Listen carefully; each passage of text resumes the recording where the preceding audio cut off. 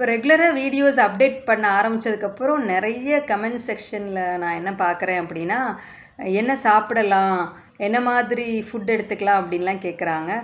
Plus இப்படி ஒரு கட்டி இருக்குது, நான் அதை எப்படி ஐடென்டிஃபை பண்ணுறது, கேன்சரா இல்லையா அப்படின்லாம் கேட்குறாங்க. இன்னும் நிறைய கொஸ்டின்ஸ்லாம் வருது.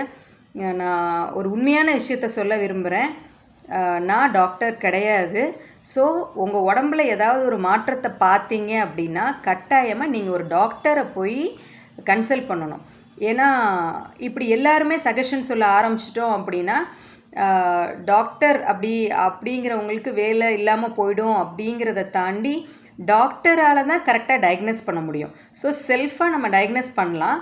ஒன்ஸ் நமக்கு டவுட் வரும் பொழுது நம்ம எல்லாரையும் கேட்குறத விட டாக்டர்கிட்ட போகிறது தான் பெஸ்ட். தப்பாக நினச்சிக்காதீங்க. ஏன்னா நான் சொல்கிறது தப்பாக கூட இருக்கலாம், எனக்கு ஒரு மாதிரியாக இருக்கலாம், உங்களுக்கு ஒரு மாதிரியாக இருக்கலாம். So stay safe, stay connected.